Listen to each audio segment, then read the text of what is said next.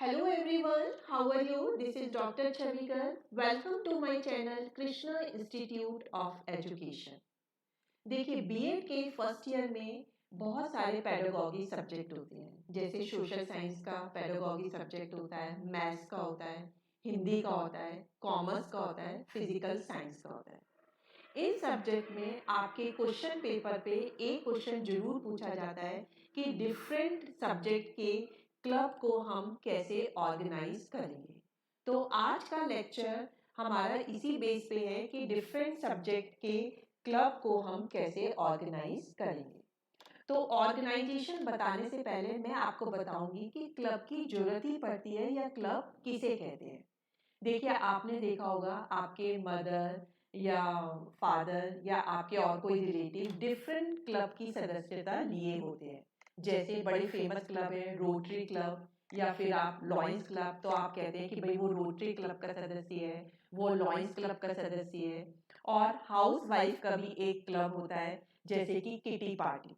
वो kitty party का नाम देते हैं, लेकिन एक्चुअली वो भी हाउस लेडीज का जो है किटी क्लब होता है। तो क्लब किसे कहते हैं कि जब जो लोग एक जैसे, जिनकी वाइफ्स होती है, उनकी एक जैसी जो है रुचि होती है, वो आपस में एक समूह का निर्माण करती है, मतलब एक ग्रुप बना देती है, और उस ग्रुप को ही हम क्लब कहते हैं। जैसे कि आपकी जो हाउस वाइफ्स होती हैं या वर्किंग वुमेन भी होती हैं, वो किटी में जिन उन लोगों से उनकी रुचि मैच करती है उनका एक ही ग्रुप बना लेती है।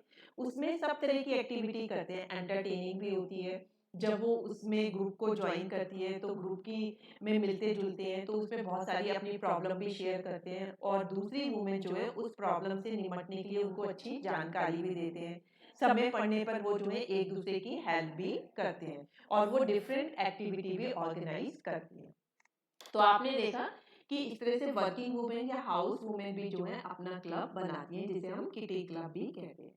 इसको बनाने का मेन रीजन ये होता है कि हमारी लाइफ बहुत मोनोटोनस हो जाती है। हम सुबह उठते हैं, अपने जॉब के लिए जाते हैं, या हम घर का खाना बना रहे हैं, शाम को आते हैं फिर वही खाना बना रहे हैं, या जॉब से आ गए टीवी देख लिया, मोबाइल देख लिया। तो हमारी लाइफ बहुत डल और इंटरेस्टिंग हो जाती है। तो क्लब से क्या होता है कि हम महीने में एक बार भी मिलते हैं, तो हम उसमें बहुत एंटरटेनिंग एक्टिविटी करते हैं। तो हम अपनी प्रॉब्लम भी डिस्कस करते हैं, एक हमें मानसिक सहारा भी मिलता है। तो हमारी जो मोनोटोनसनेस है वो ब्रेक हो जाती है, क्योंकि इंसान जो है एक सोशल एनिमल है, उसे दूसरे लोगों के साथ मिलके बातचीत करने से बहुत अच्छा लगता है। तो उसका माइंड जो है बिल्कुल फ्रेश हो जाता है। तो इसीलिए क्लब का गठन होता है।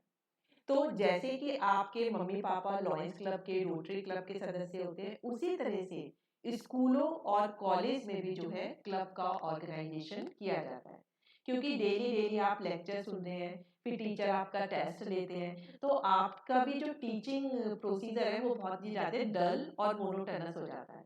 तो इसीलिए स्कूल या कॉलेज में डिफरेंट क्लब्स बनाए जाते हैं, ताकि आप डिफरेंट एक्टिविटी करें, डिफरेंट कंपटीशन करें उसमें। तो आपको जब डिफरेंट चीज़ें करते हैं, आप डिफरेंट तरीके से अपने विचार को दूसरों लोगों के साथ विचार विमर्श करते हैं, तो आपको बहुत अच्छा लगता है, और जो डेली डेली क्लास की मोनोटोनस है वो कम हो जाती है।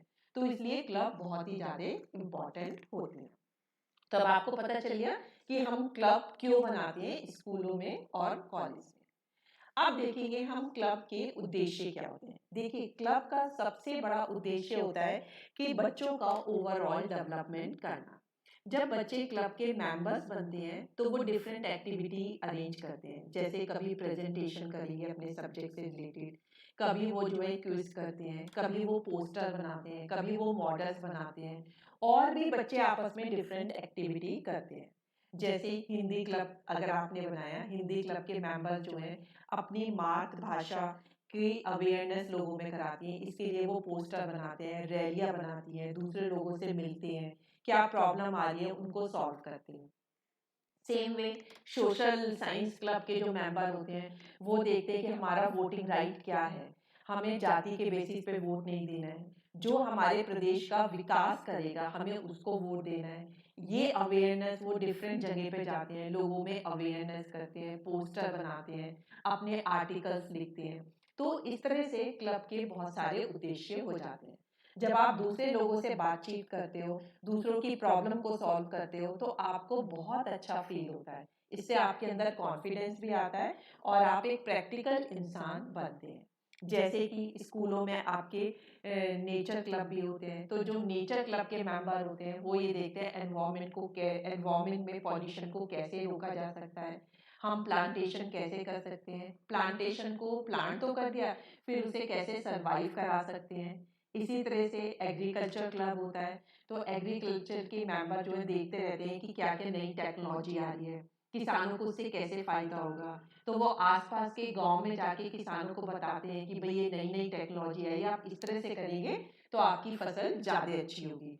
तो जब आप फार्मर की किसानों की प्रॉब्लम को दूर करते हो तो आपको बहुत अच्छा लगता है और आपके अंदर बहुत सारे मानवीय गुणों का विकास होता है। तो ये सब जो है क्लब के उद्देश्य होते हैं। फिर सेकंड है नेम ऑफ क्लब। देखिए अगर आप क्लब का नाम ही नहीं देंगे तो आपको बड़ा ही कंफ्यूजन सा लगेगा। तो आप जिस सब्जेक्ट का क्लब होता है हम ज़्यादातर उस क्लब का वही नाम देता है।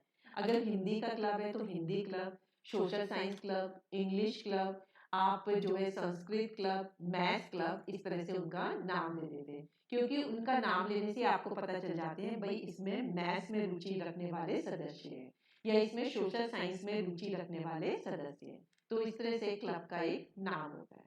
फिर होता है कि आपके क्लब के कौन कौन से ऑफिसर्स होते हैं। तो देखिए जैसे देश को चलाने के लिए प्राइम मिनिस्टर होता है, उनकी हेल्प के लिए बहुत सारे जो है मिनिस्टर होते हैं। वैसे ही प्रदेश में जैसे आपने यूपी का एग्जाम्पल लिया तो उनके सीएम होते हैं, जैसे आदित्यनाथ योगी सीएम है, फिर उनकी हेल्प के लिए बहुत सारे मिनिस्टर होते हैं क्योंकि तभी कोई चीज़ अच्छे से चलती है टीम वर्क में।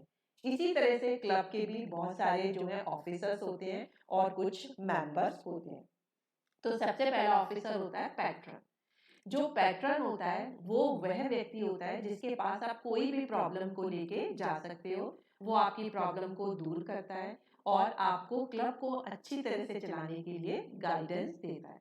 तो जनरली जो स्कूल के या कॉलेज के प्रिंसिपल होते हैं वो पैट्रन होते हैं। फिर होता है प्रेसिडेंट।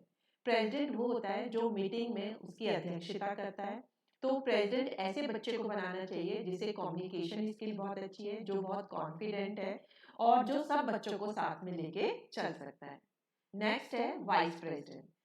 तो आपका जब प्रेसिडेंट एब्सेंट रहता है तो वाइस प्रेसिडेंट ही मीटिंग की अध्यक्षता रखता है और वो प्रेसिडेंट के सारे कार्य करता है। नेक्स्ट है ट्रेजरर। देखिए क्लब में आप बहुत सारी एक्टिविटी करते हो, रैलियां करते हो, एजुकेशन ट्रिप को प्लान करते हो, तो इसके लिए पैसे की भी जरूरत होती है। तो पैसे का अरेंजमेंट कैसे होगा, जो पैसा कलेक्ट हुआ है उसको हमने कैसे खर्च किया है, उसका पूरा हिसाब किताब रखना पड़ता है। तो जो बच्चा ये हिसाब किताब रखता है उसे हम ट्रेजरर बोलते हैं। फिर नेक्स्ट ऑफिसर है आपका सेक्रेटरी। सेक्रेटरी मीटिंग का सारा अरेंजमेंट करता है, मीटिंग का एजेंडा बनाता है। एजेंडा से मतलब होता है कि उस मीटिंग में क्या क्या चीज़ें डिस्कस की जाएंगी। फिर मीटिंग में जो भी डिस्कशन होता है उसकी प्रोसीडिंग्स की वो सारी लिखता है जिसे कि हम मिनट्स कहते हैं। बाकी सब लोग जो हैं क्लब के मेंबर्स कहलाते हैं। तो इसका मतलब क्लब के ऑफिसर में पैट्रन हुआ, प्रेसिडेंट हुआ, वाइस प्रेसिडेंट हुआ, ट्रेजरर हुआ और सेक्रेटरी हुआ। और बाकी जो स्टूडेंट होते हैं वो फिर क्लब के मेंबर होते हैं। अब होता है कि क्लब के क्या क्या कार्य हैं। देखिए क्लब का पहला कार्य है कि एग्जीबिशन करना। जैसे साइंस क्लब है तो साइंस क्लब जो है डिफरेंट मॉडल्स बनवाता है और फिर उनकी एग्जीबिशन जो है लगाई जाती है। इसी तरह से सोशल साइंस क्लब है तो वो डिफरेंट पोस्टर बनवा सकता है, तो डिफरेंट पोस्टर्स की जो है वो जो है एग्जीबिशन लगा सकते हैं। फिर नेक्स्ट है कि डिफरेंट कंपटीशन को कंडक्ट करना, जैसे डिबेट्स हो गई, आपकी प्रेजेंटेशन हो गई या फिर क्विज हो गई। तो हर क्लब का, जैसे हिंदी क्लब है तो हिंदी क्लब का जो भी करंट या बर्निंग टॉपिक है उस पर वो डिबेट करा सकते हैं। और आपका जो है साइंस वाले जो साइंस का बर्निंग टॉपिक चल रहा है उस पर डिबेट करा सकते हैं। सोशल साइंस वाले अपने सब्जेक्ट पे डिबेट कराते हैं और डिफरेंट करंट नॉलेज से रिलेटेड क्यूज का भी वो आयोजन करा सकते हैं। फिर है गेस्ट लेक्चर्स को अरेंज करना। देखिए बच्चों का क्लब होता है तो बच्चों को जब कोई बाहर वाला व्यक्ति जो उस सब्जेक्ट में एक्सपर्ट है वो आके लेक्चर देता है तो बच्चों की नॉलेज और ज़्यादा बढ़ती है। तो अगर हिंदी क्लब है तो हम उसमें दूसरे कॉलेज के हिंदी के प्रोफेसर्स टीचर को बुला सकते हैं। साइंस क्लब में दूसरे कॉलेज के साइंस के टीचर को बुला सकते हैं, सोशल स्टडीज के टीचर को बुला सकते हैं। तो वो अपने अपने सब्जेक्ट से रिलेटेड नॉलेज देते हैं, क्योंकि वो लोग एक्सपर्ट हैं। तो उनकी नॉलेज से हम सब बच्चों का जो है बहुत ज़्यादा जो है नॉलेज होराइजन बढ़ता है।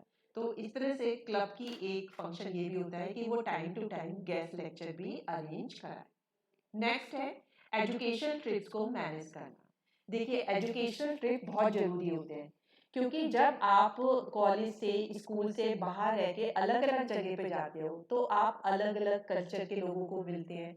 तो आपको एक दूसरे के कल्चर को रेस्पेक्ट करना आता है, आपको उनकी बोली उनकी भाषा समझ में आती है, और आपको पता चलता है कि सब इंसानों की जो है आउटलुक एक ही होता है, सिर्फ बोलने का तरीका अलग अलग हो जाता है।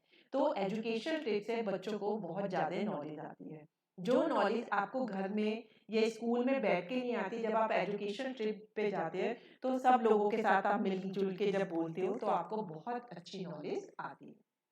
तो इसके लिए आप डिफरेंट म्यूजियम के लिए करवा सकते हैं, डिफरेंट टेम्पल के ट्रिप्स करा सकते हैं, डिफरेंट जगह के, जैसे जयपुर गए तो जयपुर का क्या कल्चर है, आगरा में क्या क्या मॉन्यूमेंट्स है। तो इस तरह से एजुकेशन ट्रिप वो अरेंज कराते हैं। नेक्स्ट है मॉडल चार्ट्स बनवाना।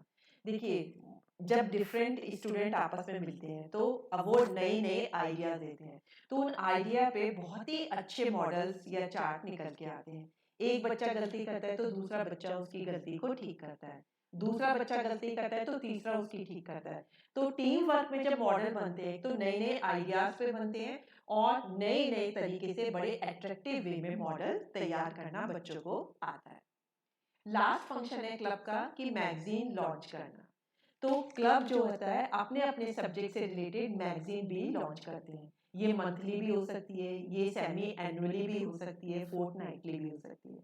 मैगजीन में अगर हिंदी क्लब है तो हिंदी से रिलेटेड आर्टिकल उसमें आते हैं, सोशल साइंस क्लब है तो सोशल साइंस से रिलेटेड सारे आर्टिकल्स आएंगे, कॉमर्स है तो कॉमर्स से रिलेटेड सारे आपके आर्टिकल उसमें आते हैं। तो पत्रिकाएं लॉन्च करने से बच्चों की जो है राइटिंग स्किल बड़ी डेवलप होती है, उन्हें अपने विचारों को लिखना आता है, और जब मैगजीन में उनके लेख छपते हैं तो उन्हें बहुत ही ज़्यादा कॉन्फिडेंस आता है और उनका ओवरऑल डेवलपमेंट होता है। इसके बाद है कि क्लब के हमें कुछ रूल्स भी बनाने चाहिए। देखिए, बिना रूल्स के कोई भी नहीं चलता है। तो हमारे रूल्स होने चाहिए कि हमें अपने ऑफिसर्स की सारी बातों को मानना है, और हमें टाइम टू टाइम मीटिंग लेनी है, हमें मैगजीन निकलवानी है, या फिर जो है सभी बच्चों को कोऑर्डिनेट वे में जो है पार्टिसिपेट करना है। कोई भी क्लब की एक्टिविटी से अपने आप को एब्सेंट नहीं करेगा। तो इस तरह से क्लब के कुछ रूल्स होते हैं जो हमें उन्हें मानने होते हैं। फिर है क्लब्स की मीटिंग। क्लब की मीटिंग अरेंज की जाती है, ये फोर्टनाइटली 15 दिन में एक बार भी हो सकती है, और महीने में भी एक बार हो सकती है। तो मीटिंग में डिफरेंट एजेंडा होते हैं कि इस हफ्ते हमें क्या एक्टिविटी करनी है, हमें प्रेजेंटेशन अरेंज करना है, या हमें रैली निकालनी है, या हमें दूसरी जगह जाके अवेयरनेस करनी है, या हमें एजुकेशनल ट्रिप करनी है। तो इस तरह की चीज़ें जो है क्लब में डिस्कस की जाती हैं, फिर सर्वसम्मति से निर्णय लेके फिर हम उसे एक्सिक्यूट करते हैं। नेक्स्ट है फाइनेंशियल अरेंजमेंट ऑफ क्लब। देखिए, क्लब को चलाने के लिए, एक्टिविटी कराने के लिए कुछ पैसों की जरूरत पड़ती है। तो हम जो उसके मेंबर्स होते हैं क्लब के, उनसे मेंबरशिप जो है फीस लेती है, उसी फीस से हम पूरा क्लब चलाते हैं। तो इस तरह से हम क्लब के फाइनेंशियल अरेंजमेंट करते हैं। लास्ट है मेंबरशिप ऑफ क्लब। हम क्लब के मेंबर बनाते हैं, हम बताते हैं कि कौन कौन से स्टूडेंट इस क्लब के मेंबर हो सकते हैं। जैसे कि भाई 10th के बच्चे ही इसके मेंबर होंगे, या 11 12th के बच्चे इसके मेंबर होंगे, और जो एक्टिविटी में पार्टिसिपेट करें, जो एक्टिव बच्चे हो वही इसके मेंबर होंगे। ये नहीं आप क्लब के मेंबर हो गए और आप कुछ भी काम नहीं कर रहे हो। तो इस तरह से मेंबरशिप लेने के लिए भी उनके कुछ रूल्स होते हैं। अगर आप उन रूल्स को फॉलो करते हो तभी आपको क्लब की मेंबरशिप मिलती है।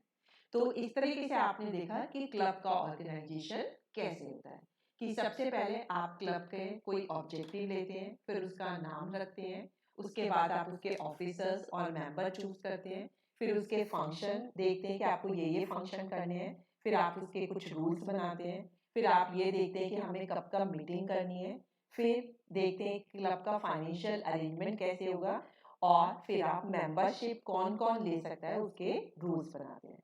तो इस तरीके से पूरे क्लब का ऑर्गेनाइजेशन होता है। ये बहुत इंपॉर्टेंट क्वेश्चन है और जरूर आता है। आई होप कि मेरे लेक्चर से आपको ऑर्गेनाइजेशन ऑफ क्लब बहुत इजी तरीके से समझ आ गया होगा। अगर आपको बहुत अच्छे से समझ में आ गया तो मेरे वीडियो को लाइक करना बिल्कुल नहीं भूलें, और आपने सब्सक्राइब नहीं किया है तो इसे सब्सक्राइब भी करें और बेल बटन को जो है प्रेस भी कर दें। So that's all for today lecture. Thank you very much.